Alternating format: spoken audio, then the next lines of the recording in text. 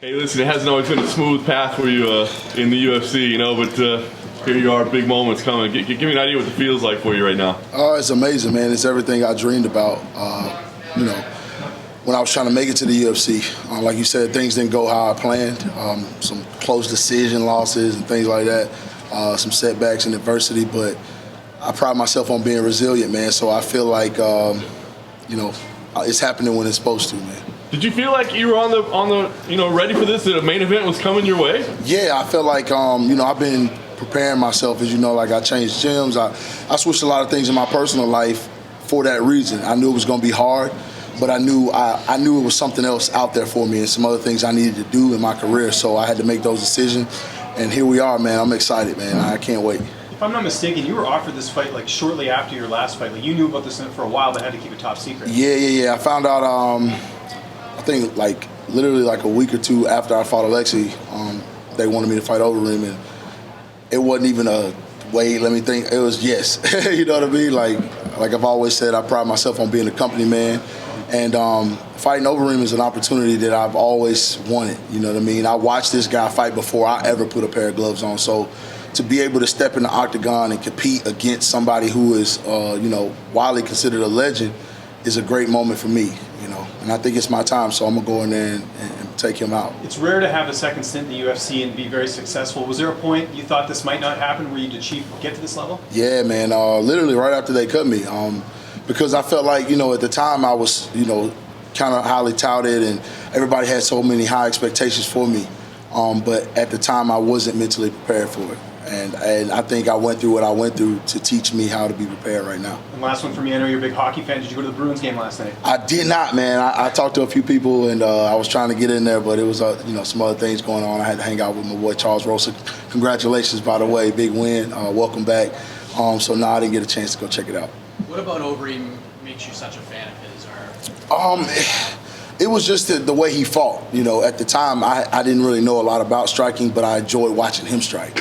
I watched him, fight in different weight classes and fight all the best guys in Pride. And that's what I knew at the time was Pride. I was like, damn, I don't want to fight in Pride ever. But I would I was watching it. I had it on DVD and all those things. And so it's kind of surreal, honestly, to be in this situation, to be fighting it. But at the same time, I got a job to do, man. And I've been preparing for this moment for a long, long time. I was going to ask you mentioned being surreal. I was going to ask, is that going to be a weird experience where you're going to have to check yourself a little bit? Nah, I'm going to tell you the only time I felt that was Orlovsky fight I did. I was like, oh, man, this is the pit bull. You know what I mean? He did one of these, and I saw the mouthpiece. I was like, holy crap. I remember watching him, blitz across the cage. But now it's like I belong here. I feel like I'm in my spot where I'm supposed to be, and it's only up from here for me. You spoke about when you released losing a bit of confidence. Now you're in there again to people like Overeem. Is that just saying yeah, I'm meant to be here? Exactly. Let me in here. It's just reaffirmation, man. When I got cut the first time, even after losses, there's always that moment where you're just like, this ain't it.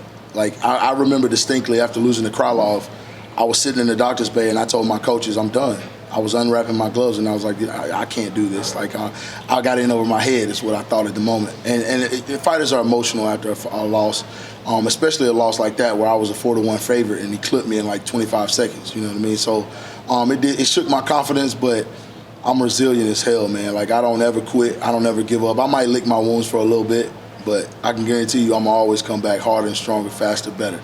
Knowing that you can do that, you've had to do it before, does that almost help you? Listen, the sun will always rise again the day after. Yeah. Losses don't necessarily kill you like they perhaps could in the past. Yeah, I think, of course, at this point of my career, I don't want to lose. Nobody wants to ever, but I just feel like I've been there. You know what I mean? What could be worse? You know what I mean? You've done things that people where I'm from don't get an opportunity to do, so I'm proud of that. When I'm training every day, I carry that. You know what I'm saying? I see how the city responds to me getting main event, opportunities, and it means a lot to me, not only me, but my city, my fans, my friends. I carry that everywhere I go, man. I'm just happy to be here, honestly, man. But I'm here to take over for sure. So Overeem has over 60 professional fights. It's fair to say he's seen it all. So what do you bring? He ain't seen me. I can guarantee you, go back through his log, and you have never seen a guy that fought him like I'm gonna fight him December 7th. or a guy that even presents the challenges that I present to him. You know, like I said, I respect Overeem. I have a utmost respect for him, but every dog's got his day, and I feel like it's my time, it's my turn to step into that spotlight and be what I'm supposed to be. I'm ready for success, man, so here we go. Where does a win over Overeem put you in the overall landscape of this division? Obviously, we're going to wait for Steve and DC to run it back. Yeah, of course. I mean, somebody sent me an article today where Ngannou was a little bit frustrated. He mentioned my name. That's a fight I've always wanted. So, you know, I go in there when I get the win over Overeem. Fighting him would be a good. That put me at the cusp of doing what I came here to do. You feel me? So, him, Derek Lewis, any of them, man. All these heavyweights. I feel like I match up well with all of them, and I bring something to the table that they're gonna have to really, really grind and get themselves ready for. So, Walt, you have a plan for, you know, you said Overeem, Ngannou, title shot. whatever. I mean, honestly, I want to go up from here. So. All right. John Jones has been rumored going up to heavyweight for a while. Yeah, see, sure here you probably go. Take that fight. Of course I would take the fight. I mean, I fought Fabricio on like an hour's notice. Like I said, I'll fight anybody. I love John to death. We're friends. But yeah, if he comes up, let's get it. You know what I'm saying? Why do you have the style to beat him? Because I'm me. And I'm going to get in his face. I'm big like he is. I'm long like he is. So I think he would have, you know, some issues with me in that respect. You train with Eric Anders all the time. He's one of your closest friends. Brendan Allen stated that he called out Eric Anders. How do you feel? Who did? Brendan Allen who fought tonight. Oh, yeah. So that's an old beef. Eric beat him in LFA, so I feel that, you know what I'm saying? But that ain't what he want right now. Eric's a whole different breed, man. So, you know, big up to him for getting the win tonight, but that ain't the move, homie. I'm going to go ahead and tell you right now. While you're clearly an improved fighter, what do you think were the biggest changes you made? Were they mental? Were they strategy? Were they just your skill set? Let me know. It was a little bit of all of that. I was honestly in a situation when I first got into the UFC where I didn't have an outlet to train every day like a professional. And I was tied to that situation by my own fault with loyalty. And then I woke up one day after a win, I was depressed, and I realized what was causing the depression. And it was the fact that I couldn't get in the gym and keep growing and keep getting better. And the love for the sport started to die a little bit. I almost retired, honestly. And then Eric called me, and he was like, bro, great win, I'm proud of you, but get over here. We need you over here.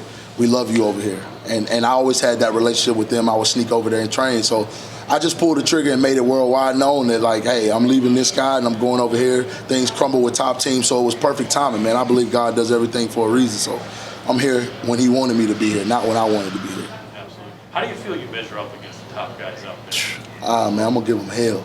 I feel like my style, man, I feel like it's something that they haven't been accustomed to. It's you had Canes, you've had, you know, all these guys like Brock and these big, you know, I'm a heavyweight with athleticism, speed, power, and I'm only getting better. That's the beauty of my game and what I bring to the table. I started late. I had, you know, kind of a slow process, a progress to get to where I'm at right now, but everything's coming together now. So there's elements of my game that you guys have not gotten to see, but people in the gym are like, holy, you know, people around the sport are like, yo, this kid's like really growing, you know what I mean? So I'm excited just to get a chance to show you guys, man. I feel like I say that every fight, you know what I'm saying, but they end quick, so nobody really gets to see me wrestle. Nobody gets to see me do my jiu-jitsu. So, you know, if it goes where it goes, I'm prepared 110%. Attitude is a big part of it. Yeah, man, I got a supreme confidence right now, man. I can run through a wall right now. Well, you mentioned American Top Team. You were there for a while. There's a big beef going on right now. Kobe Covington, Jorge Masvidal, all that. How do you feel about that? I saw that coming, man. You know, the gym vibe changed. Things changed, and that was kind of what prompted me to make my decision to finally just say, you know, I got to move on and do something different. Because it was a point in my career where I felt like I needed that environment. I needed those guys. The Junior was in the gym and all these big names. Me and Bigfoot developed a close relationship. Me and Hector developed a close relationship. So it was like, man, I need to be down there. And then I got to a point where I went home because I had to, and I realized I don't need that. I got to believe in me. You know what I'm saying? I don't need anybody else to tell me I'm good or believe in me. I just need to believe in me. And that's kind of what you see right now. My confidence is through the roof because, like I said, I got an outlet every day. I'm training 2-3 times a day regularly. Literally, post-fight, I go home, celebrate one day, and I'm back in the gym. And I've never done that in my whole career. So it's just a special time. I feel like, you know, everything's aligning for me right now.